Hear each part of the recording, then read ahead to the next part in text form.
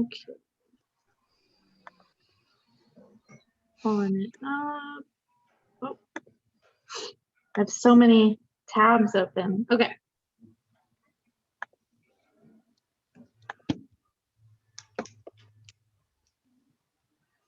I believe it is this one.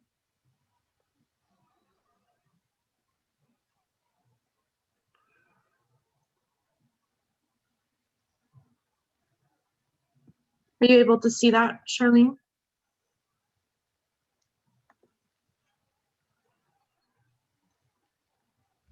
Oh no, I did the minutes.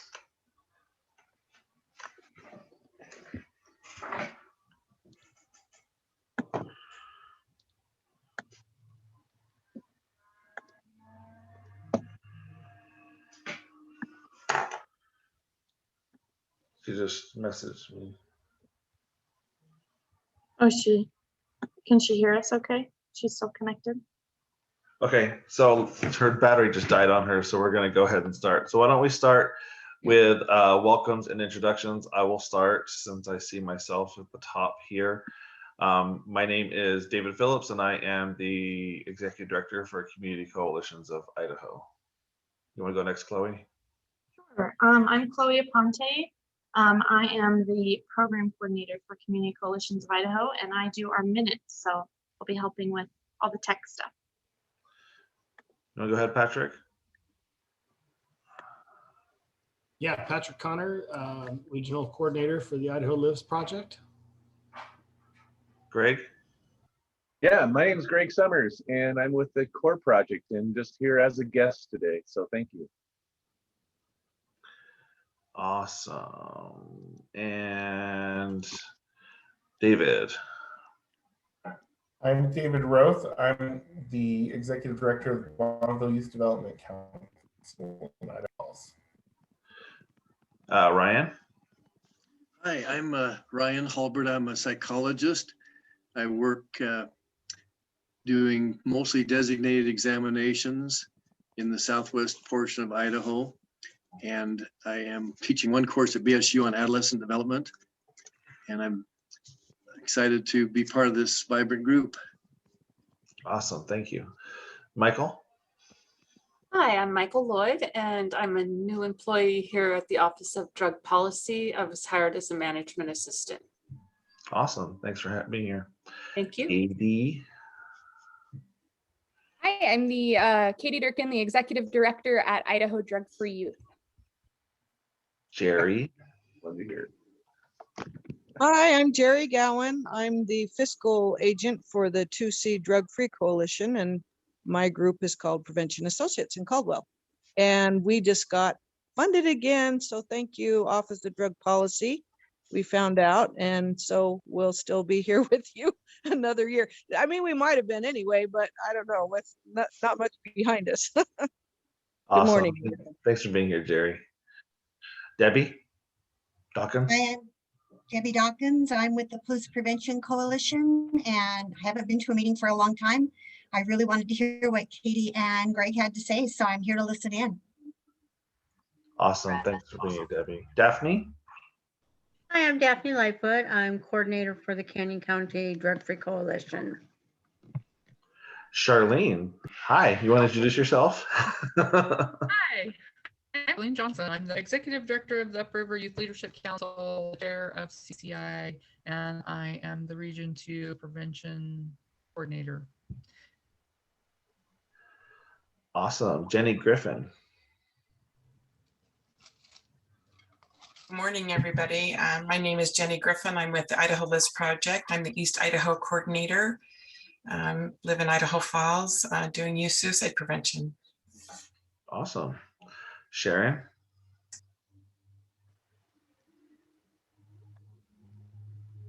Hi, I'm sorry, I'm having some internet issues, but I am from Salmon Substance Abuse Prevention Coalition in Salmon.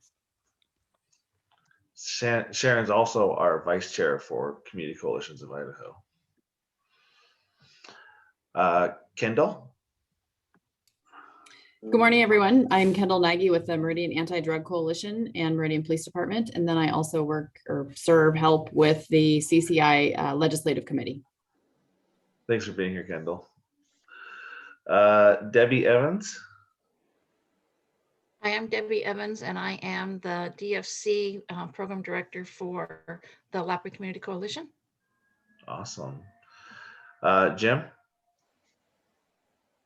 I'm Jim Hopla, the evaluator for Community Coalitions of Idaho. And Rebecca. Hey, I'm Rebecca Sprague. I'm with Central District Health. I'm the project coordinator for our Partnerships for Success program here in Region 4. She's also a dedicated person on our Workforce Development Committee with Charlene Johnson, and they've been really helping us a lot this year. So can't let that go by. Okay. I pulled up the wrong thing. So where are we on the agenda?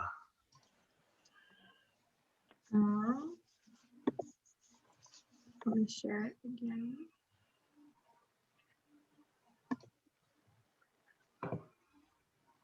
Sorry.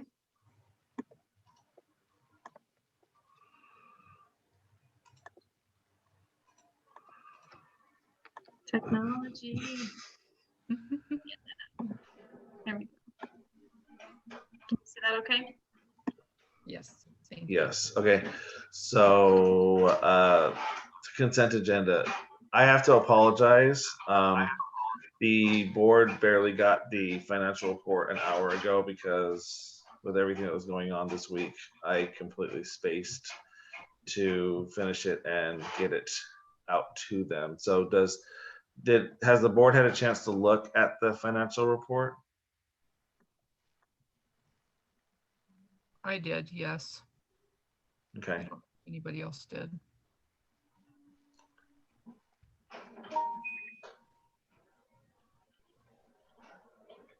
Sharon?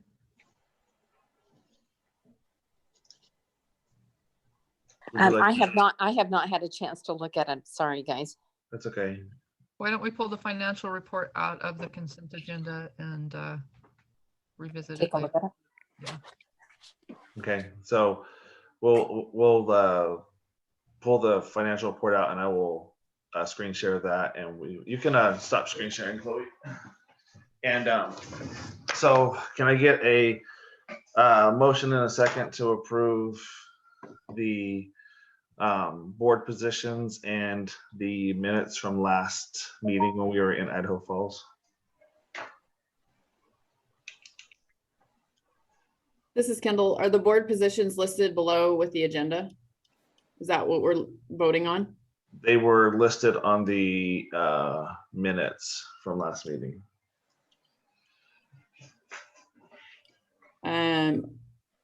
I do have a proposed amendment to the meeting minutes from last month as well. I do not recall the Region 4 updates under my name. It said that I partnered on 420 with Monty and DFI to talk about the dangers of youth marijuana use. I don't know what that was in reference to. So I'd like that to be removed unless anyone can provide any other input, but I don't remember covering that part. I can make that change, Kendall. Thanks, Chloe.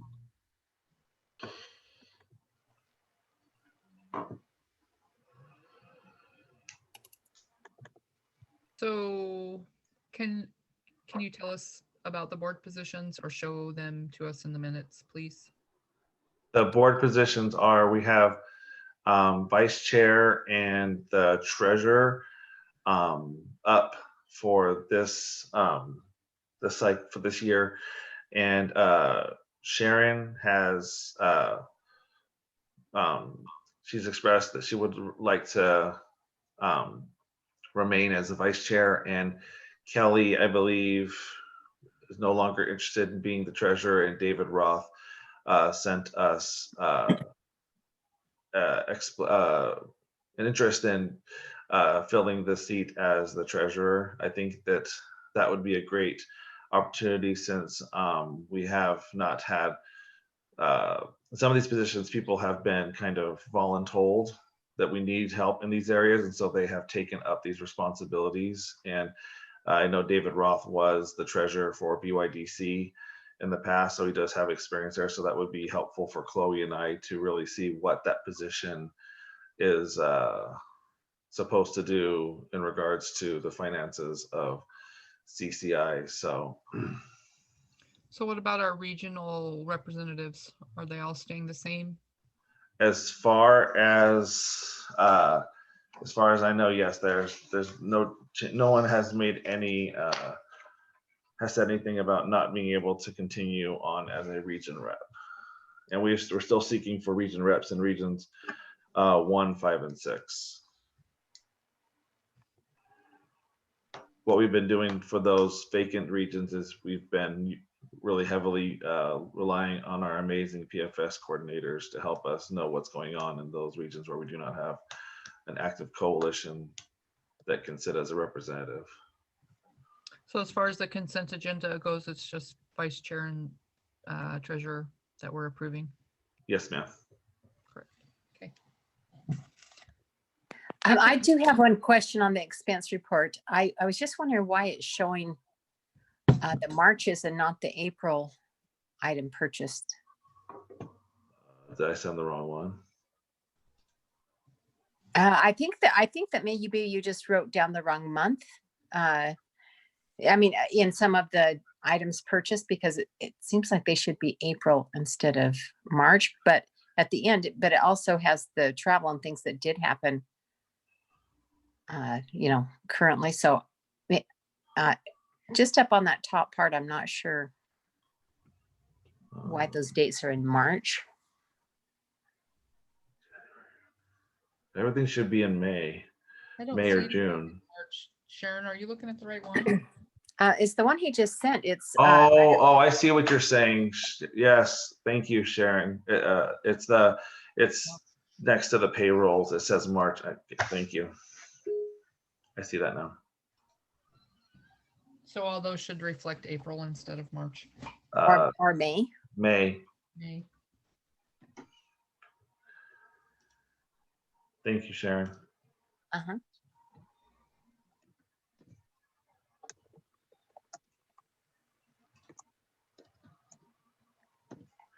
So can we get a motion and a second for just the consent calendar and for the minutes and the board positions?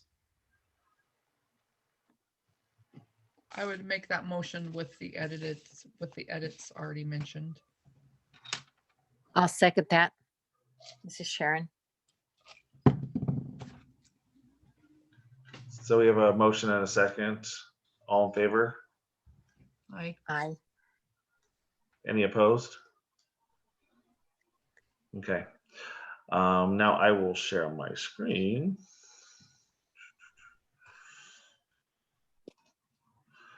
Can everybody see the my screen? Yes. Okay. So I made the changes that Sharon pointed out as once I figured out what they were. So I will be, we'll have the updated financial report to you guys. So the top part here is the payroll. And then here are the items purchased. It was a rather large list this time because we had a lot of this was either last minute ICAD registration or the the conference. I did have travel to Chalice and Salmon as well during this expense report period. And we did get an Amazon Smile payment this time of $5. So woo. whoever has us linked to their Amazon, thank you, because every time you guys make a series of big purchases, we get a little drop in the bucket. So that's nice. But so can I just ask a quick clarification question? Yes, ma'am.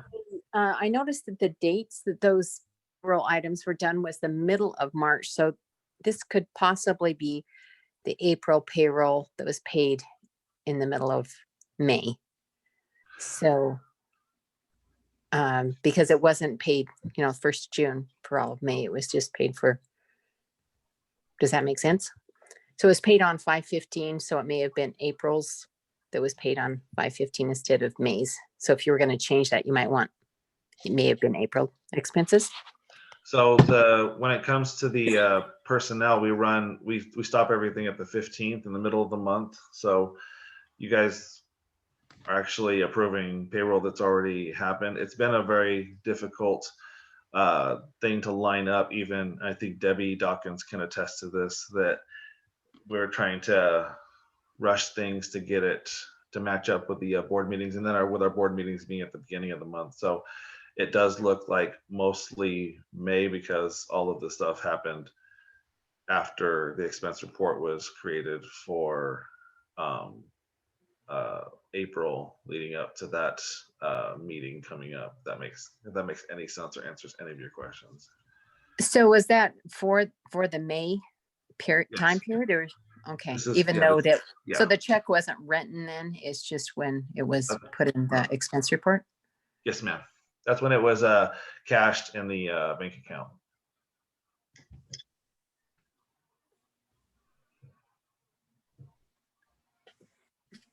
This is Kendall. I do have a clarification question. I'm just wondering who is a board member and whether or not as a legislative committee person, I'm supposed to vote on this or not.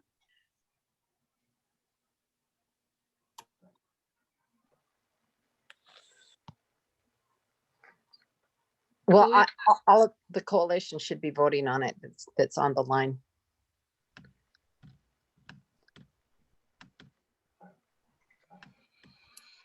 Does that answer your question, Kendall?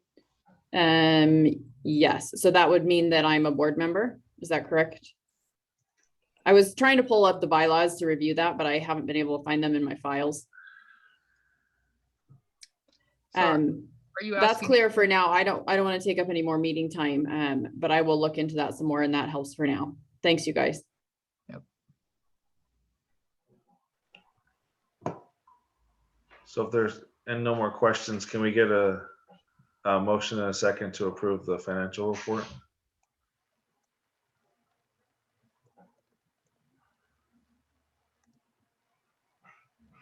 I'll make that motion.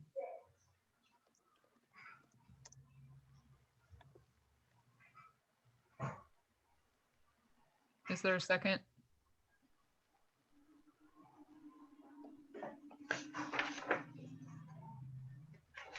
Do region reps vote? Yes, Jerry, you're on. Yes, you can. You're a voting Second. member. Thank you, Jerry. Mm-hmm. So Is there any discussion?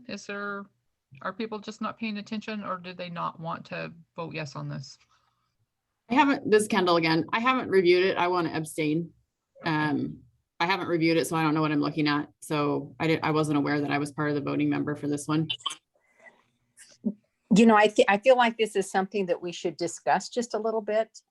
It's just unusual for an expense item to go on before the actual work's been done. So I think I'm not opposed to approving this one, but I do think we need to discuss in the future when these things are reported.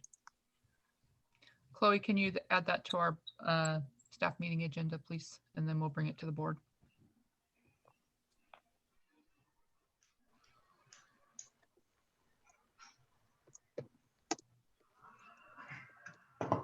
Do we have policies and procedures for accounting? I believe so. Haven't looked at them recently. All right, let's look at those at the next staff meeting as well.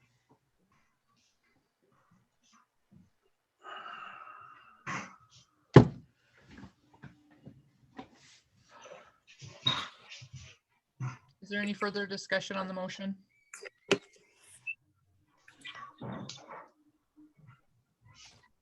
All right, all in favor? Aye. Aye. Opposed? Abstain? Yep, that's me. Okay. Financial report is approved. We will look into the accounting procedures and policies at our staff meeting and then bring it to the board for discussion.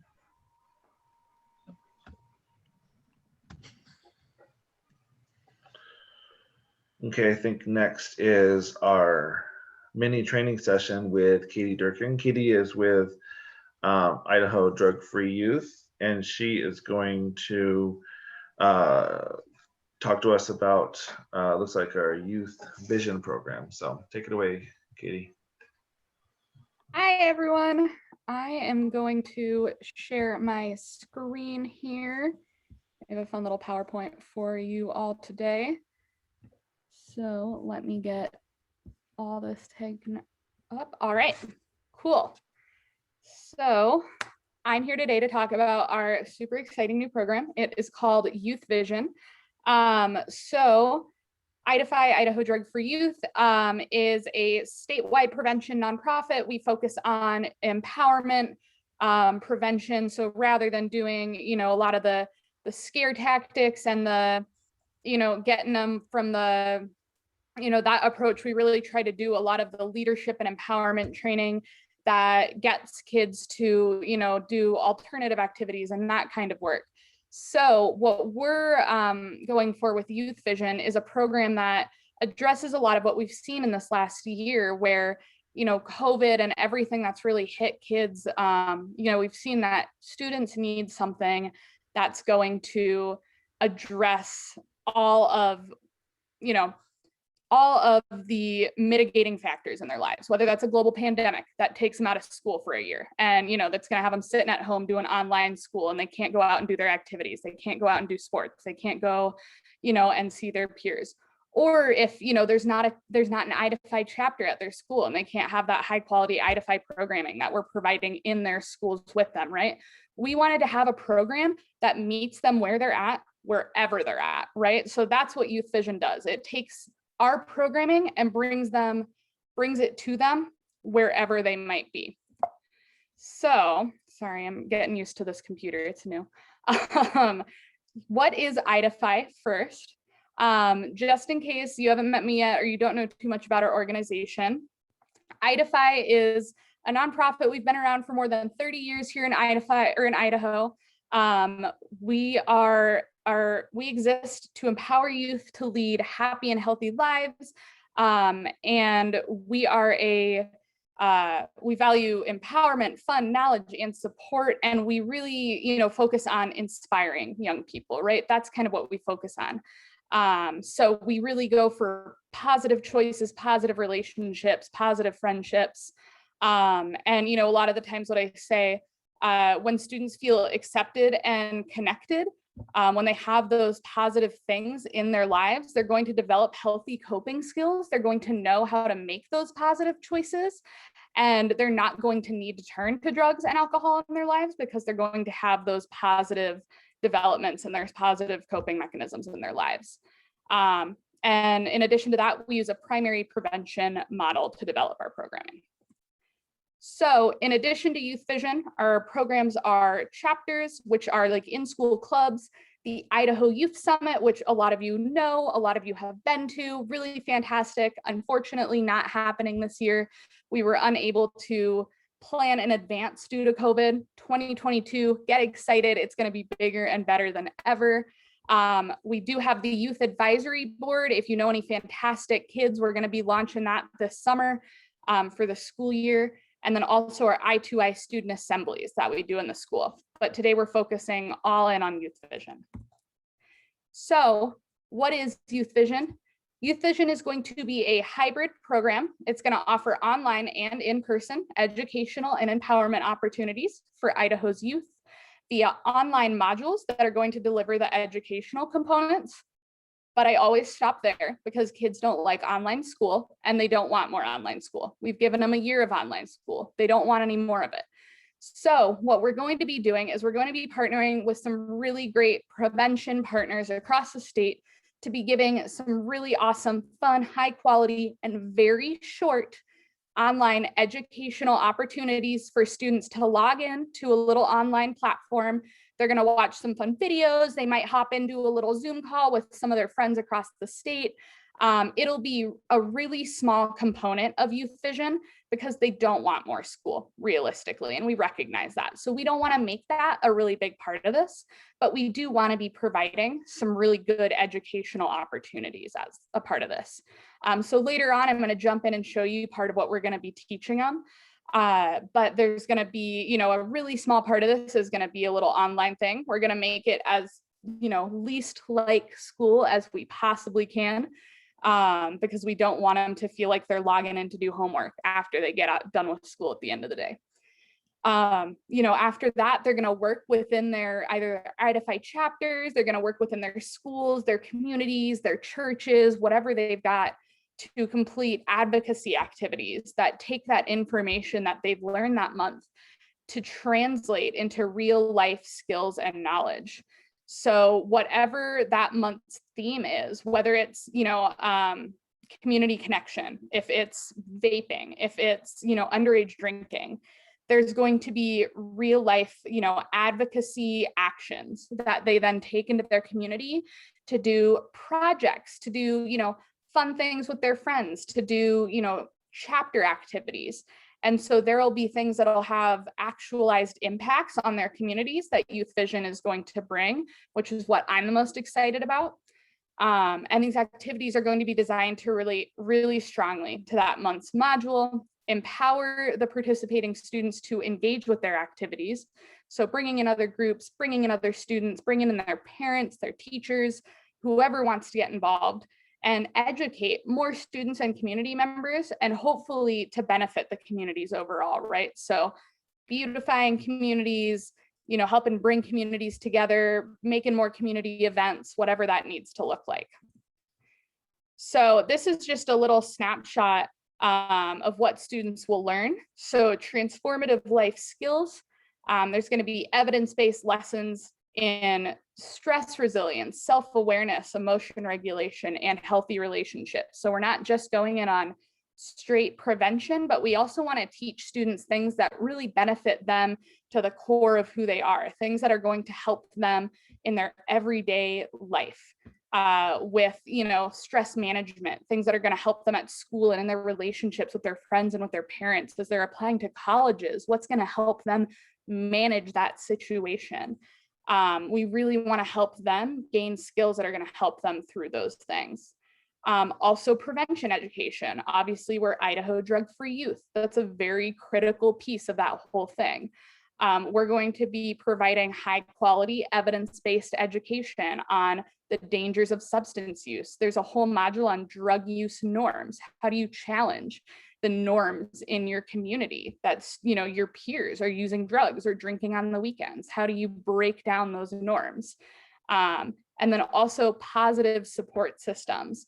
We're going to have, you know, participants across the state, but also your own little community. There's going to be people your age. There's going to be positive adult role models. It's going to be a really great, you know, system that students are going to have. And that's what IDFI has always provided. And we just want to expand that year round for students to have. It's going to be very exciting. So here are some of our sample monthly themes. And this is going to develop, it's going to, you know, expand, it could change, the order could change. And then it's going to end with the Idaho Youth Summit, right? So this will all culminate with Idaho Youth Summit. Our Youth Vision students travel up to Coeur d'Alene, they come to Camp Luther Haven.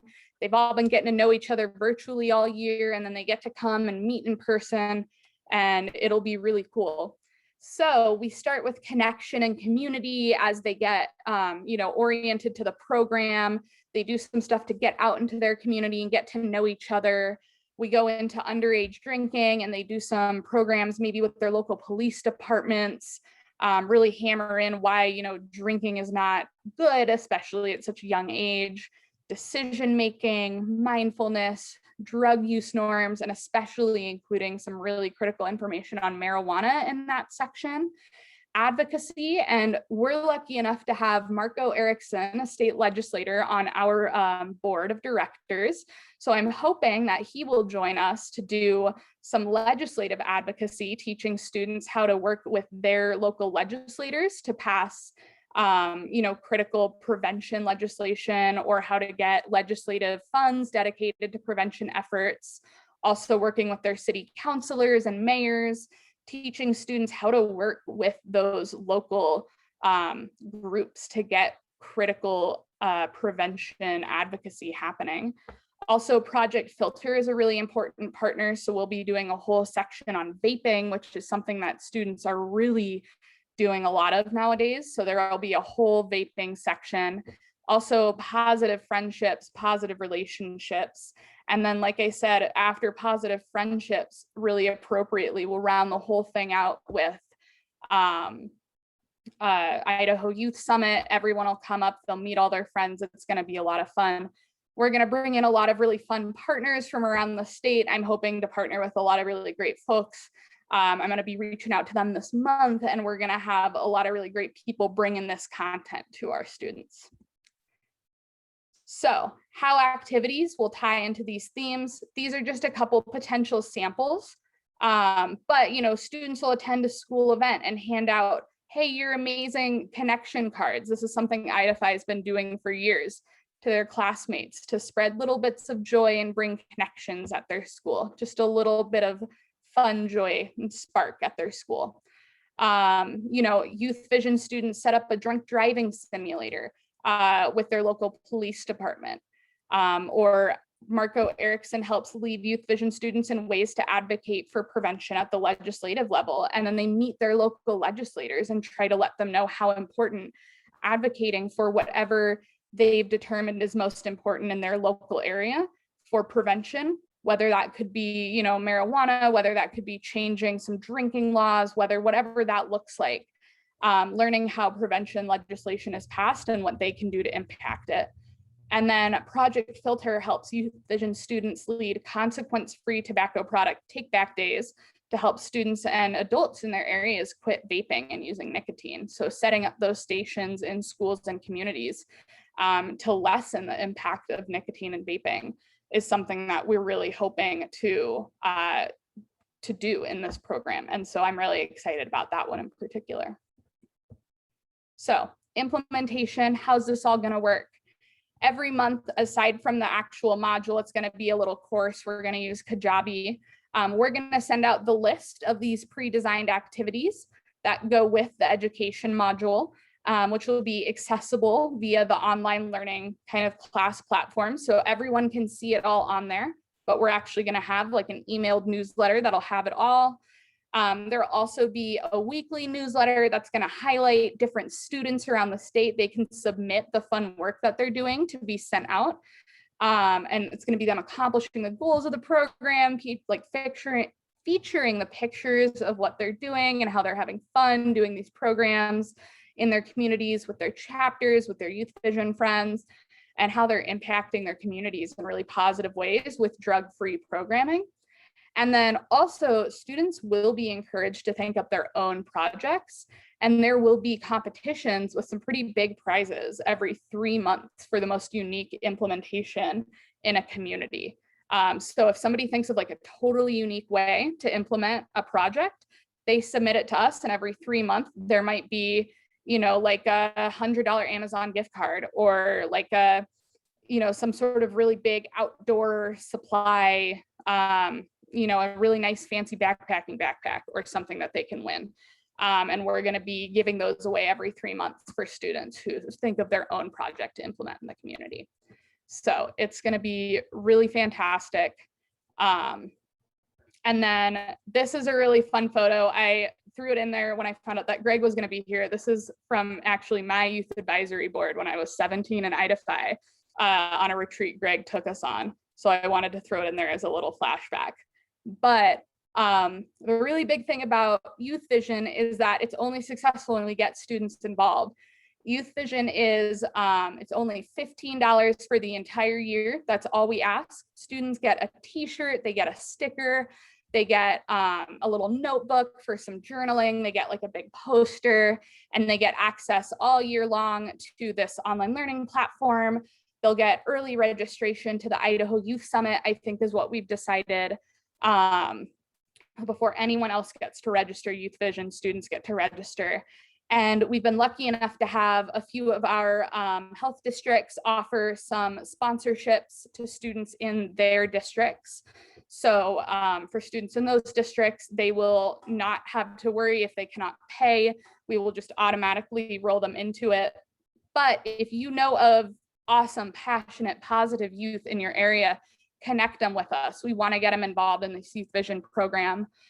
We want to get them signed up. And for everyone, if they can't afford that $15, we'll find a way to pay for them. We don't want anybody to be turned away from this program. So we'll find a way to connect them with some scholarship funds. If it's not the health district's funds, we'll find a scholarship somewhere that we can connect them with. And then, you know, alternatively, if you are in your community and you can think of a way to do the advocacy project, let's do it, right? Send me an email. We'll find a way to do an advocacy project in your community, or set up a booth at a community event. And then also, if you really think that you'd be a great chapter advisor or somebody that could lead Youth Vision students, same thing, let me know. We always need more adults who are ready to step up and lead IDFI students when they need that adult supervision. So those are the things. If you feel like you can contribute to these parts of the program, reach out to me. I have my email and the IDFI phone number right here on this slide. We can always use those little additional pieces of help, but we'll be doing lots of outreach in the next few months trying to get students signed up for this program. So feel free to send anyone you know my way. And if anybody has any questions, I don't know if there's time. I don't want to take up too much time, but feel free to reach out to me here.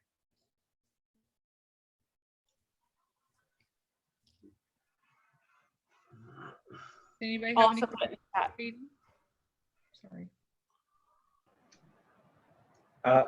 I would just love to say, Katie, thank you so much. You're doing such an incredible job. So proud of you. And what a neat way of just creatively building back those the chapters and getting students involved and giving them something that would be meaningful and just be able to be a part. And so it's really cool to hear just some fresh life being brought into what you guys are doing.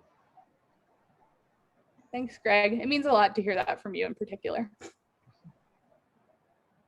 Hi, Katie, I'm not sure if you're aware, but one of the issues that we've come to find out that students are going to have when it comes to the summer and getting involved digitally is, like, you know, and you and I are both in the Treasure Valley, and West Ada is taking back all of the devices from the kids that they gave them the school year. They're turning them in on Wednesday. So we might want to think around a creative way if those kids wanted to get involved. They do have a hurdle in that area of technology that we can maybe talk to. I do know the incoming superintendent for West Ada School District quite well, so maybe we can creatively find some ways to create opportunities for the kids to still have access to some digital devices, or at least show them the importance of the kids having that long term rather than taking it away from them, because they can continue to do these types of enriching activities, you know, when they're not actively engaged in the school year. So just wanted to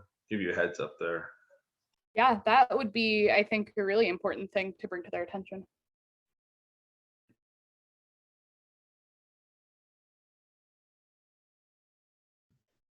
Anybody else have anything for Katie?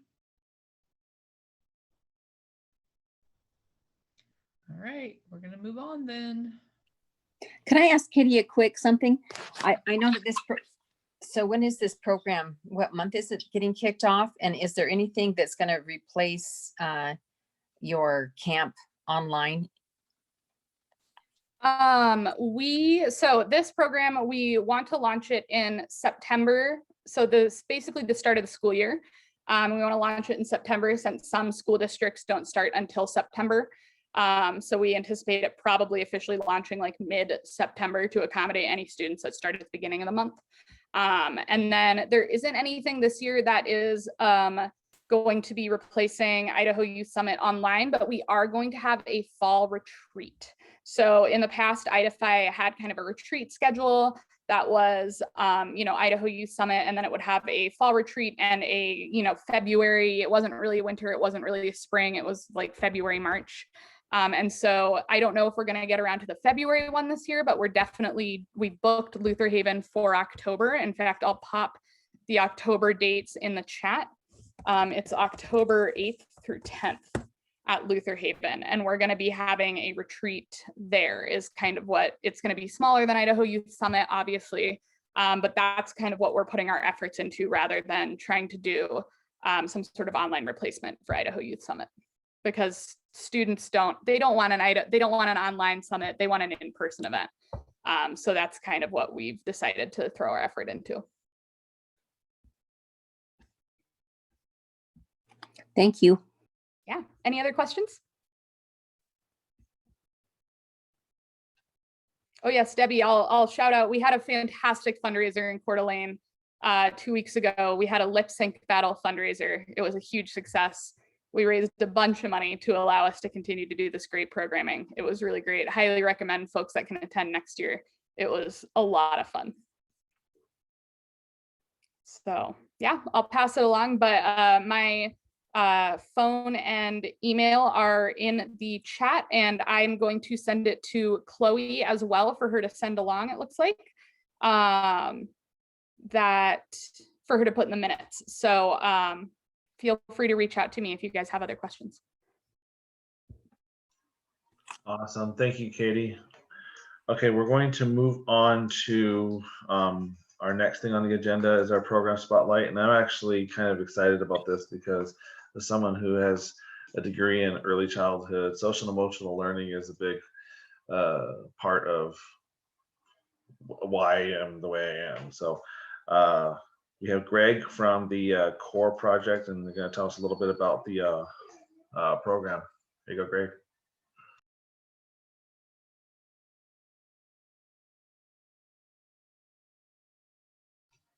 Greg, you got to unmute.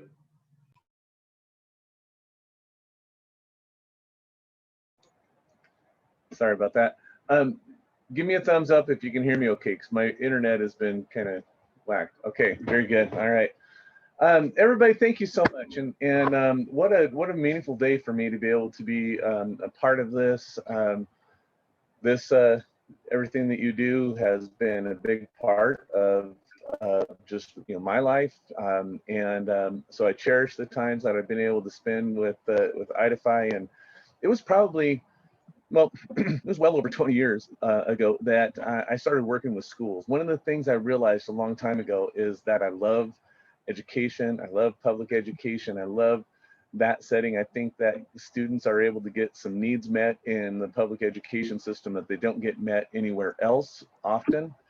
And so being able to, over the last 20 years, whether it's been working in a school, whether it's been working around schools or with schools, being able to support that process. And when I started the CORE project, it was actually simultaneous when I started working with IDFI. One of the reasons I did was because I just love that personal development. And one of the core values that we have at the CORE project is who we are is much more important than what we do, because what we do will always be an extension of who we are.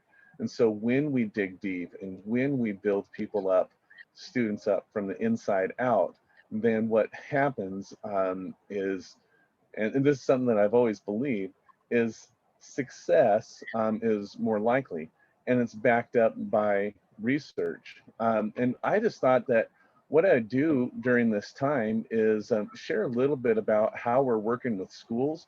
It was in about 2017 when I dove back into just working, just primarily with the CORE project exclusively, 2 feet in just making that happen.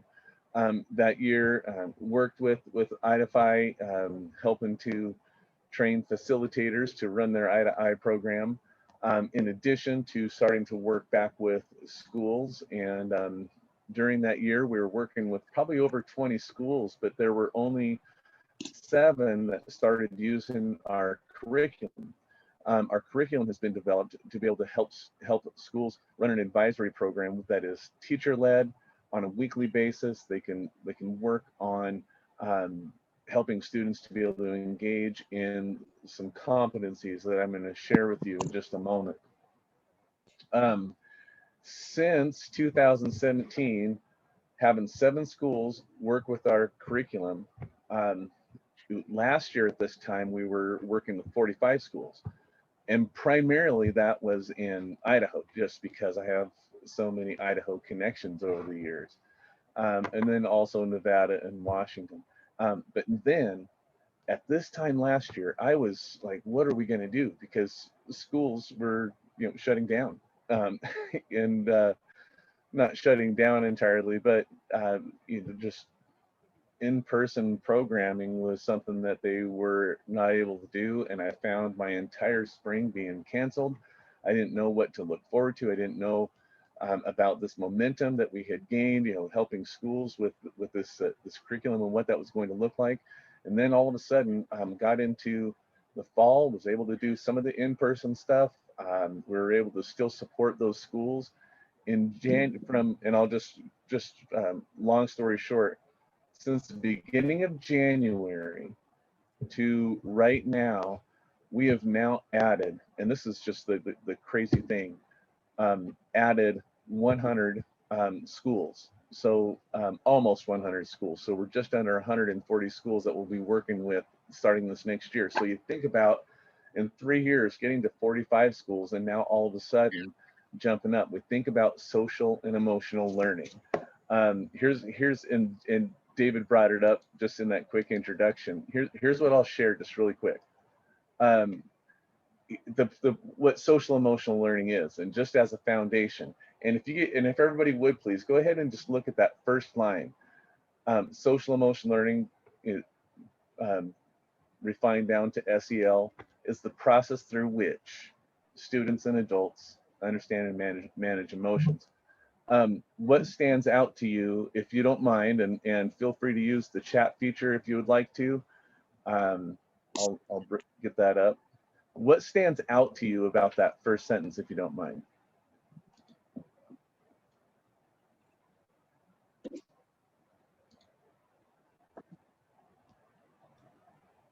That it's not just it's not just kids, it's kids and adults.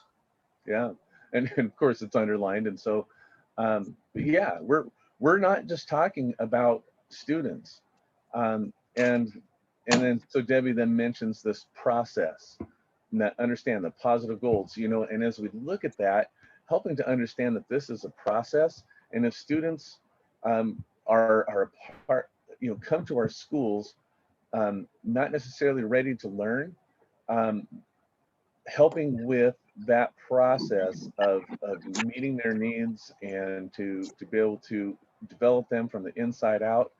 That's what this process is all about. And it really, the research shows that it breaks down to these 5 competencies: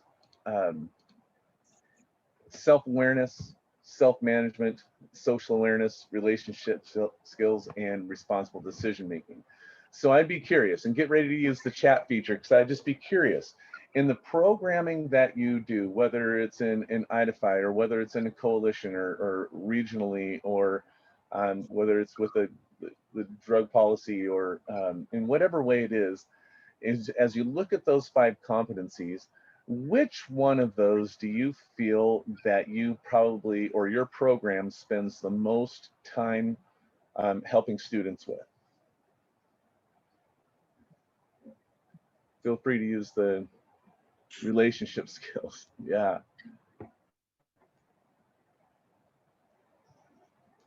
What else? And all of them.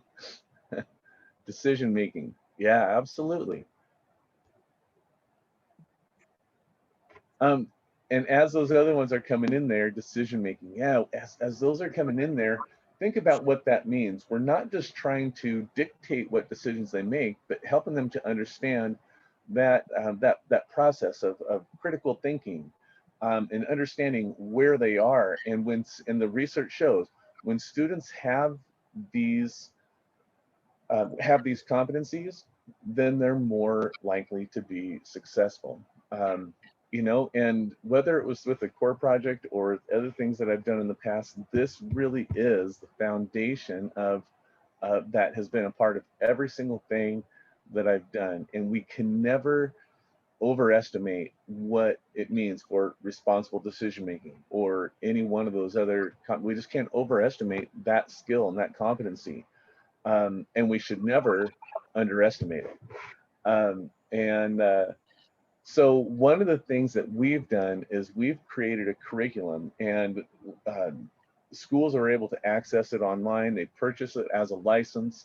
And when they access it online, we help all of their teachers to be able to create an account, and then from there help them to create a schedule within the school that allows them to be able to,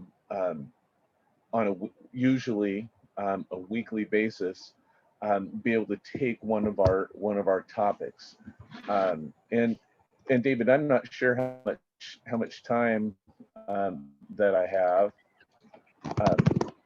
But I thought what I would probably do is just, if it was okay, if we have time, share with you kind of what that online portal looks like. You got about 5 minutes. I'm sorry, what's that? I missed it. Hey, you got about 5 minutes? 8 minutes. Okay. It said I had 10 minutes on the thing. So let me do this. Let me just show you really quick, because one of the things I'd like to do is show you some of our topics that we have. So this right here is our online portal. Every teacher in the building has access to this, and we help them to be able to create an account. And when they log in, what they're able to do is see our middle school curriculum, our high school curriculum. I'm going to go to our resources, because what I'd like to do is find out. And when you think about the programming that you do in that prevention world, think about the connection that these have. This is our middle school topics, and maybe we'll just look at course 1. There's 35 lessons each year. And as I scroll down, use the chat feature again. For you in your programming, which of those, and it might be, I'm sure it's going to be more than one, but which of these really can kind of help address the needs and the concerns that you have in the programming that you do?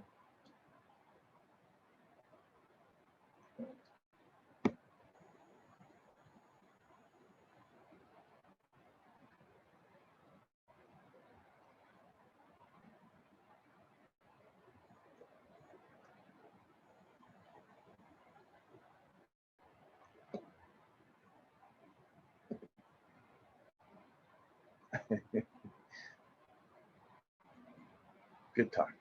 Good talk. Support and communication, 38917.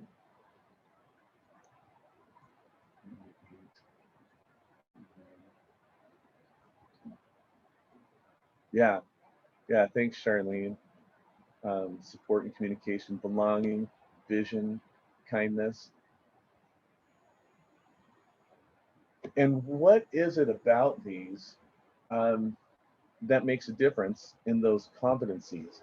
And the competencies aren't the skills. These are the skills that lead to those competencies.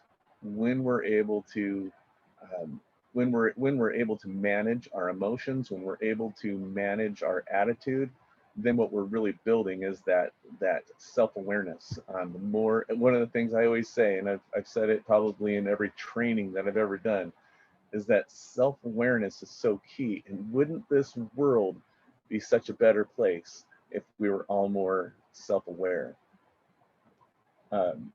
Very good. So it looks like I probably just have a minute here. And so I just wanted to be able to show you that these are the things that we want to be able to do.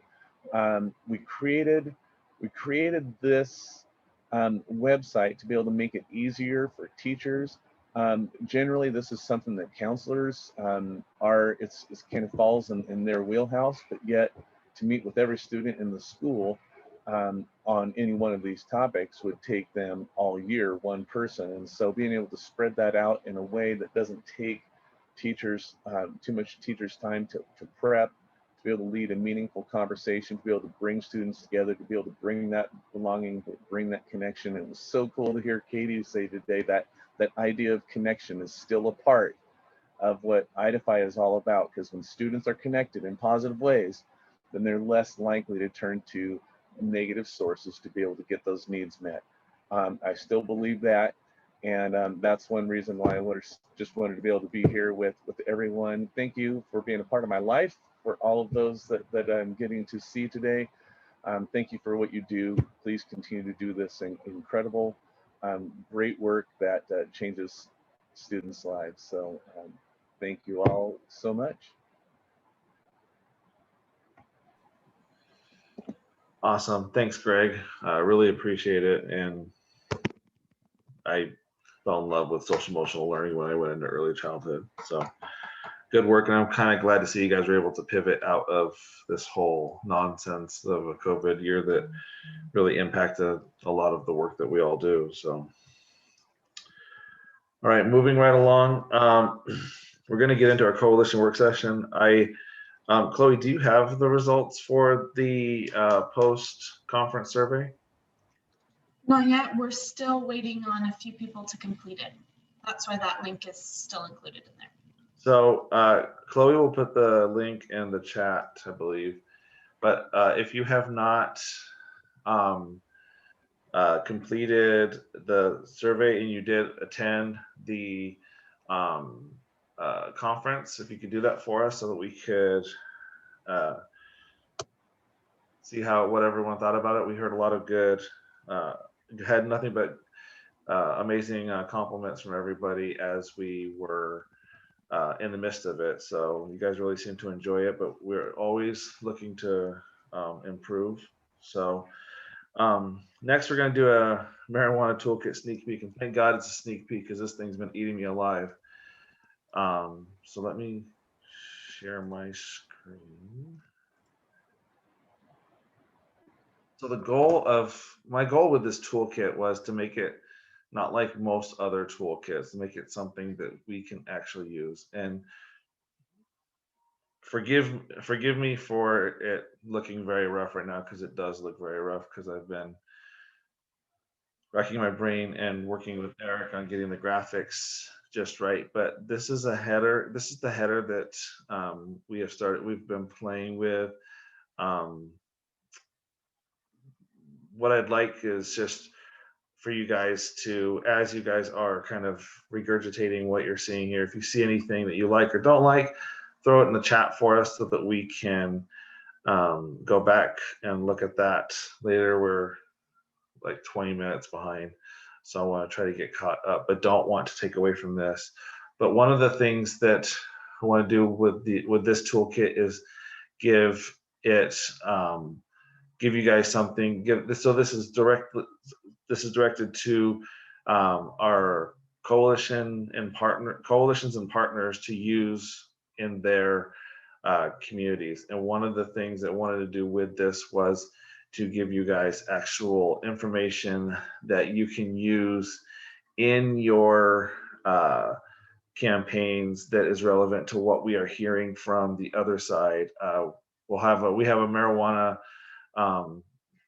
in Idaho webinar coming up on Wednesday with Monty, where you'll hear a lot more in-depth stuff. But there is another initiative that I believe just got cleared or is about to be cleared for signatures, a recreational one from Russ Belville, where they basically say you have drugs on you. Oh, well, we won't do anything about it. So what we try to do is lay in some tips that you can use to be successful on social media when you're sharing. And then what we've been doing is working with Jim Hoopla and Eric Hollenbeck, our two contractors, to create some material that is fact driven, but it's facts that have been thrown in our faces on, like, there's actually people out there saying that marijuana makes them better drivers, and we all know that's not. But instead of getting into he said she said, we're looking at bringing the exact science of why it's not. So we have 3 of these. This is just the one that I threw up because we were having problems with the wording on another one, but want to create an opportunity to give you a polished graphic that has a little blurb about why, the fact of what we've seen with marijuana when it comes to using and driving. And then we actually have a synopsis down here with a link to the actual study that this is all being tied back to this study right here is where all this information is from. It's listed on the NIH National Institute of Health website. It's a published study with lots of peer review. So we're really trying to show people there's no conjecture here. This is what the science says. So we're trying to bring facts and truth to what we're doing. I'm hoping to have this a little bit more done in the next week or so. And I will probably be emailing out a draft version of it before the next meeting. If not, we'll have something to include in the agenda. They'll have a draft near complete toolkit for our next meeting. Does anybody have any questions they would like to vocalize about this? I know Sharon gave us some really good input at the at our staff meeting last week, but does anybody else have anything they want to share with the group before we move on?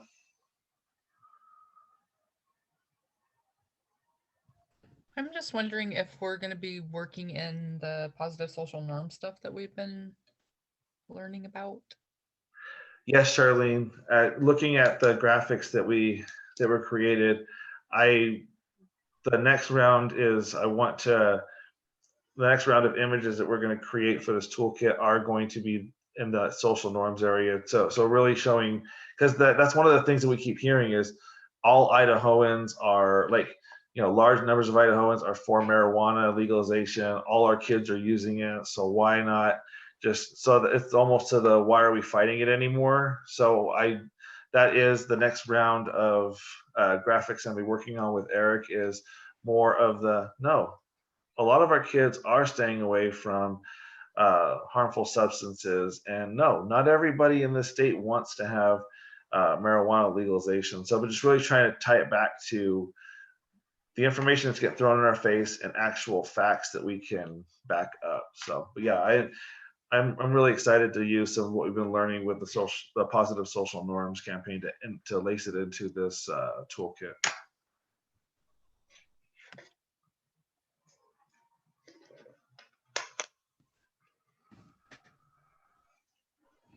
Does anybody else have any questions or comments for David and Eric?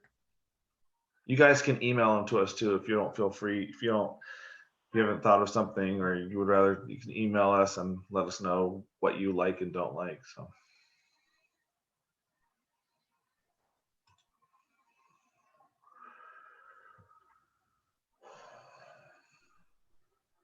We're going to go ahead and move into the subcommittee reports then. For the workforce development, Rebecca's going to.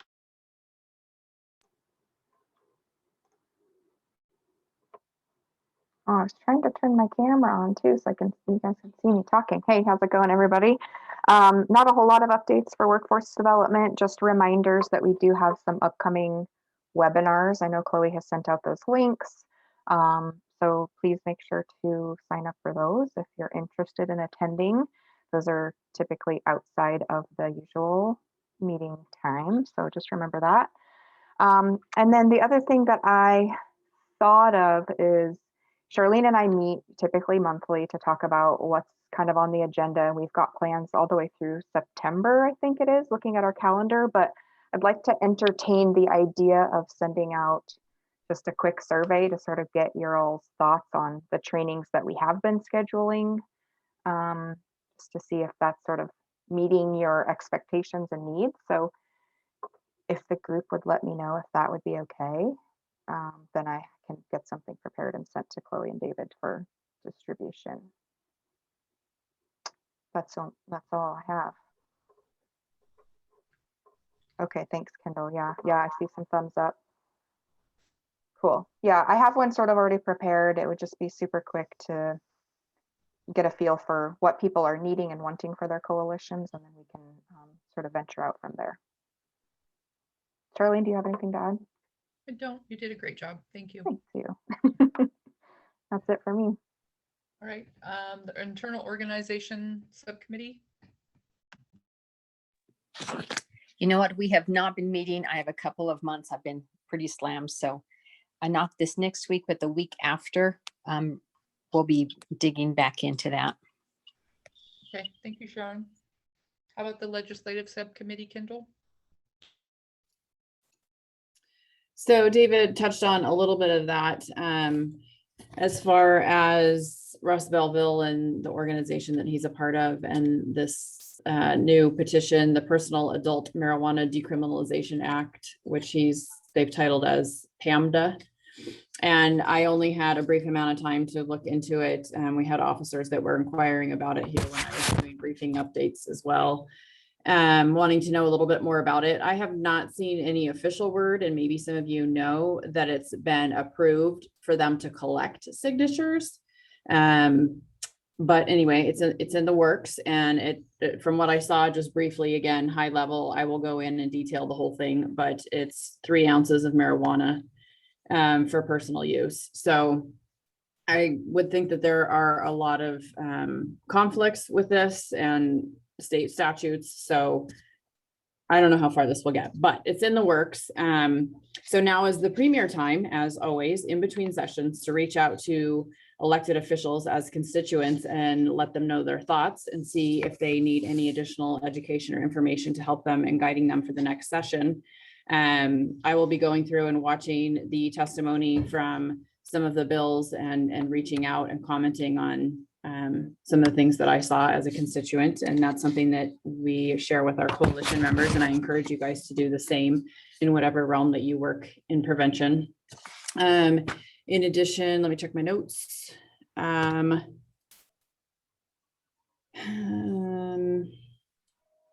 Sorry, I've got to find him here.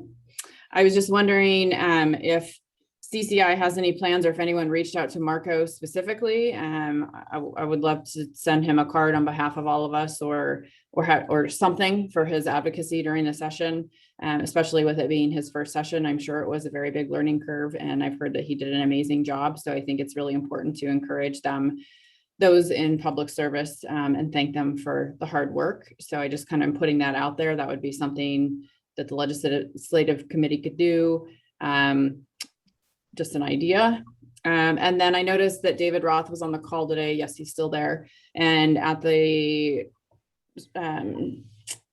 training that we just had in Idaho Falls, I know that he had mentioned being interested in that. So David, if you have ideas or you're still interested in that, you could reach out to me and we can proceed with some ideas.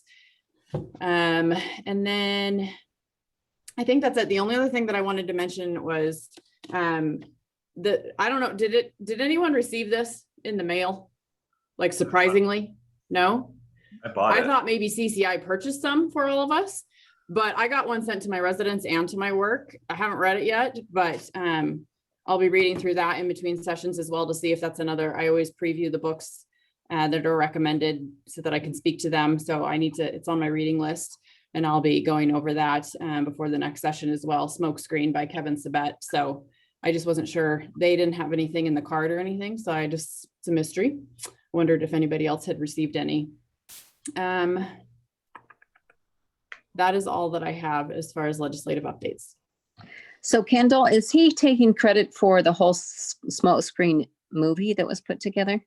Not to my knowledge at all. I've not heard anything to that. Interesting. It's named the same thing. Yeah.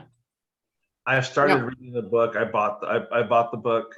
I pre-ordered it, and I haven't seen anything in there where he's taking direct responsibility for the documentary, but a lot of what I'm reading in the book is pulled from the documentary. So it's so far, I'm not much of a reader, so this is slow going for me. But and then we did too. We posted.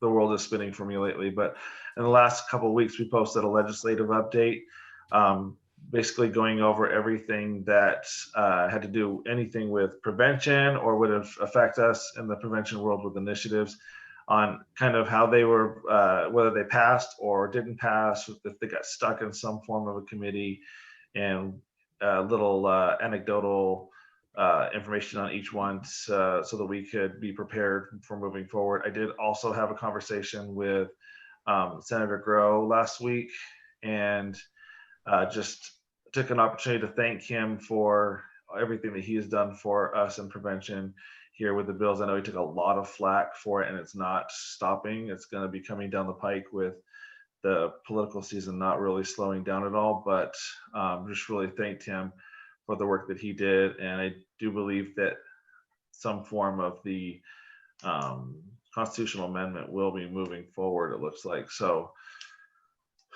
just like Kendall said, we need to have conversations with our legislators in our areas as constituents and remind them the importance of how they vote and how we feel about that. So just to follow up on that too, I'm hoping that there'll be legislation that's introduced based on constituents' feedback, professionally and personally, that the advertising will be addressed.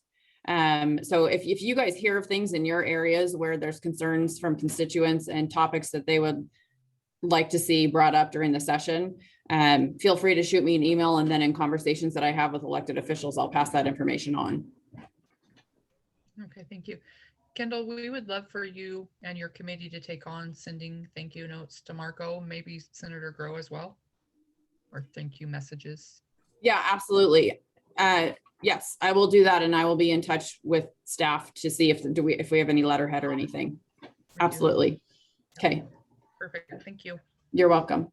And can everybody else let us know if there's a legislator in your area who stood out for your coalition in any way? Let us know. We would love to include them. I'm sorry, Charlene, if you don't have that situation. Well, we got to get you some good legislators up there. Yeah, as far as prevention and marijuana go, you don't want to talk to my legislators. All right, networking and membership communication subcommittee. Hi guys, we are going to be getting a meeting set up soon. We want to evaluate and how we're going to move forward. So we will be doing that hopefully within the next couple of weeks. Okay, thank you. So we only have a few minutes left. So PFS coordinators, Region 1 is not here. Region 2 is me. I think I probably speak for most of us when I say all of our time has been wrapped up in doing our fiscal year 22 action plan and budgets. So that's my report. That's what I've been doing. Rebecca? Yeah, same. My head's in 2 years, so I'm trying to spend out some last minute funds from this year that sort of became forfeited by an organization. And yeah, everything was due to ODP on Friday for review for fiscal year 22. Do we have any other PFS coordinators on the call? I scanned the list. It doesn't look like it. Okay, we'll move on to our region rep reports. Do we have anybody from Region 1 on?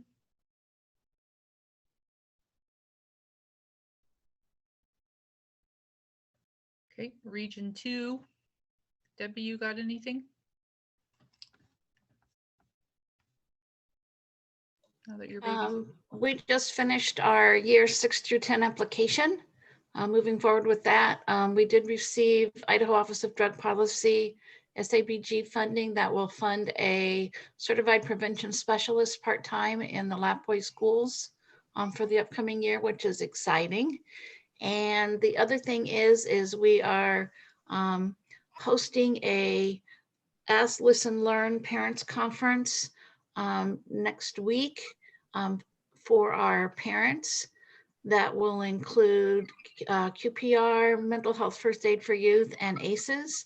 Plus, we'll also have the bedroom trailer that Date has on site for the parents to go through. There is a virtual element to that. CCI is going to be in attendance to do that for us. So after this meeting, I'm going to send the flyer and the registration form and the agenda out to everybody on the CCI email list to give you an opportunity to share and get your membership and yourselves registered for whatever virtual part of that conference you might be interested in. And other than that, I think that's about it for Lapwai Community Coalition. Thank you, Debbie. How about you, Debbie Dawkins? Thanks for the opportunity. Blues Prevention Coalition supported sober grads. Potlatches was just Saturday night, and the others are happening throughout the county. And I'm with Idaho, and the lip sync battle I heard was great. I wasn't able to attend up in Coeur d'Alene, but I heard they raised a ton of money and that it was well attended. And then I wanted to, two more things. Our Rotaract group, which is a college age 18 plus group, did the sticker shock program. It took them a while, but they got her done, and all the bags are at the local liquor stores. And that group was actually chosen by our Rotary District, which is Washington, Idaho, and British Columbia, to receive the Rotaract Club of the Year award based on some of the work that they did, not only in prevention, but in communication and team building. So they are getting that award on Thursday night. And then finally, I would like to thank CCI. Eric worked with me on the Mini Ryla Rotary Youth Leadership Awards that were awarded to students throughout the state of Idaho to attend a leadership class, 4 or 5 classes. That one is done, and then he modified that same stuff. And we have our adult, our 18 plus group coming up starting on July 6th, 5 2-hour classes, 10 hours total with that group, and we have 50 signed up for that. So that's due to the great advertising and colorful marketing that Eric put together for us. So thank you for that. Would you like to add anything? He just says hi. He just turned 9 months old today. All right. And also in Region 2 is Upriver Youth Leadership Council. That would be me. This week we're having a trauma-informed care panel. It's just a small, intimate discussion with about 25 of our community members. Our board members are doing the speaking. We have a small part about historical trauma that Abe Broncho is going to do for us. And everything else is just business as usual. Do we have anybody else from Region 2? I think that's it. Region 3? Hey, we've been real busy in Region 3. We have our Family Day coming up Saturday, and it's a big combined effort with Southwest District Health and Juvenile Probation and the Coalition and Prevention Associates. But anyway, what we have lined out, we'll be there from 9 to noon. We have the drunk trike obstacle course. We've got the fatal vision goggles, and we bought lots of wipes to wipe everything down, which we just put our fiscal year to bed here last week for the 2C. We're doing the natural high. We bought the camera like we learned about at the spring conference and a little marker board. So we're doing the natural high pictures, and we've got, I believe, 4 bikes donated and little bike packs that are going to be full of some of the conversation cards and some other bling from the coalition. So yeah, and we got funded again. So we're really excited. We will be able to continue going. So that's all I can think of. If Daft, do you have anything else to add? If anybody wants to come down and just, whoops, am I muted? No. If anybody wants to come down and hang with us Saturday, love to have you. I think it's going to be a lot of fun. Thank you. But How about Region 4?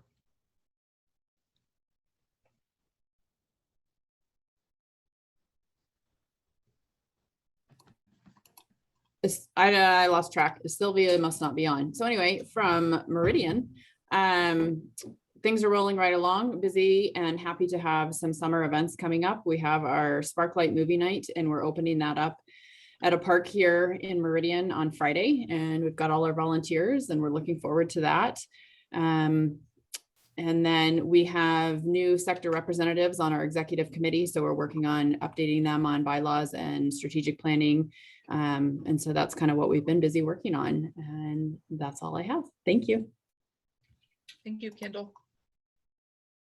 How about Region 5? Do we have anybody from Region 5? No. Region 6? I get lost down in that part of the state, so I'm not sure who's who. All right, Region 7. I know we got somebody there. You know, I don't know if I have not heard from Marco. He's actually supposed to, is anybody here besides me from our region that has heard from Marco on report? If not, I'll give just a short one for my area of the world. I have not heard from him. Okay. I'm just, we just had our big event, our Salmon's Got Talent, where we gave out our community leadership awards.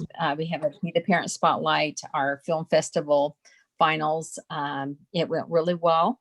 Our big push right now is parent education during the month of June. We are having our the Amazing Adolescent Brain speaker that's going to be doing online, and we'll also have a location if people want to see it on the big screen.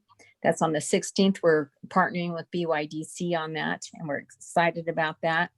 We have our first parent newsletter going out, and just a real thing to help parents remind their kids, remind parents to keep their eyes on the kids in the summer.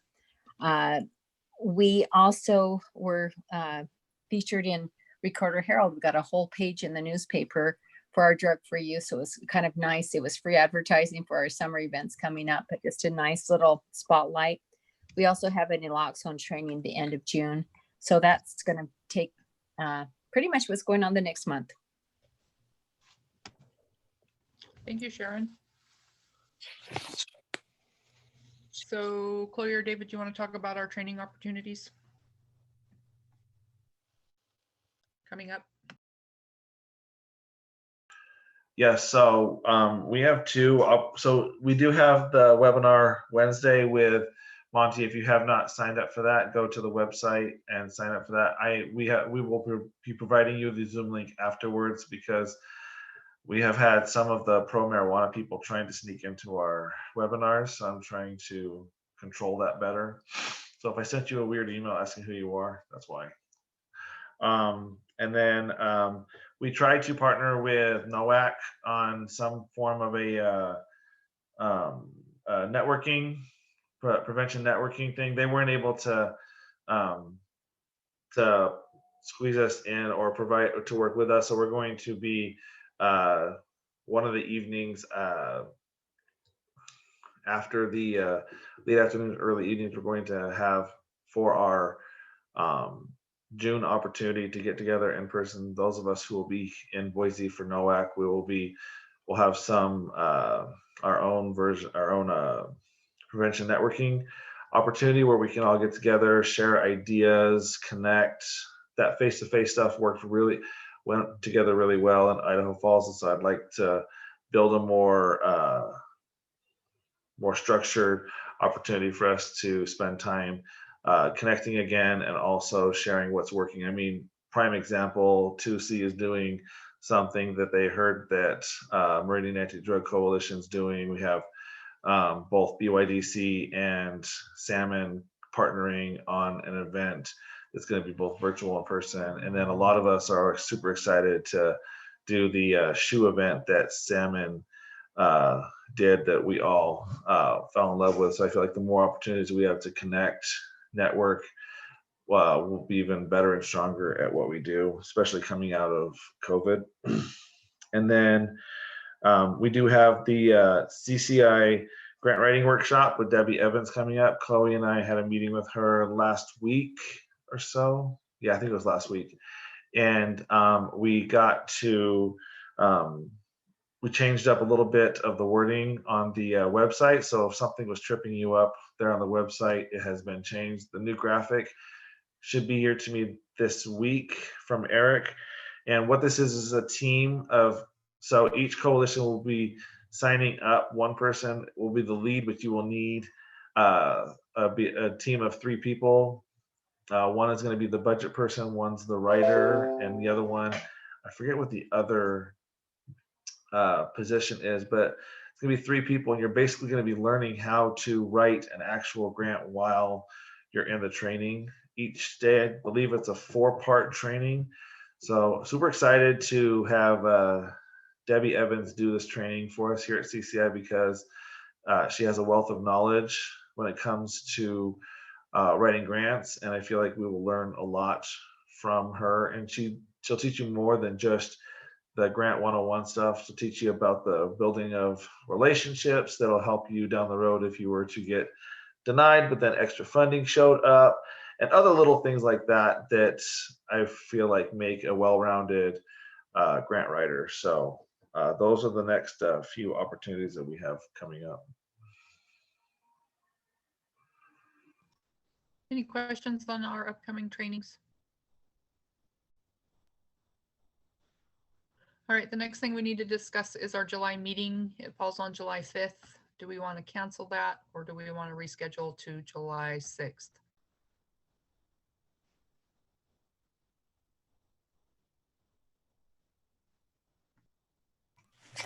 I would propose that we cancel it, but that's just one vote. This is Sharon. Does anybody else have an opinion? Oh, Kendall says either. I'm okay with canceling it as well. I don't know that one more day is going to make a difference. I think canceling it would be fine. All right. If nobody has an objection to that, we are going to cancel July's meeting. So we will see everybody again the first Monday in August. Right. Unless we see you at NOAC. Yes, we hope to see everybody at NOAC, whoever is going to be there. Yeah, I think we can consider NOAC our July meeting. All right. Is there any other good of the group business comments? If not, I would entertain a motion to adjourn. This is Kendall. I make a motion to adjourn. I second it. Meeting adjourned. Good job, guys. See you guys later. Thanks, everyone.